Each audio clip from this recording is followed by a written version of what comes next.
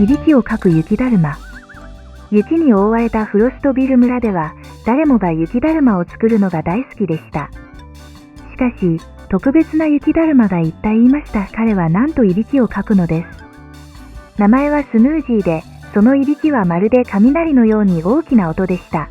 ある冬の夜、村人たちは、ホーアーハーという深い音が丘にこだましているのを聞きました。それはスヌージーがいびきをかいていた音でした。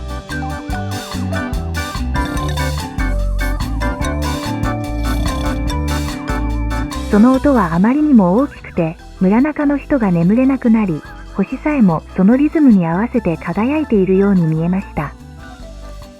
村人たちはスヌージーの心地よい眠りを妨げたくなかったので、綿とキラキラした糸で巨大なイヤーマフを作りました。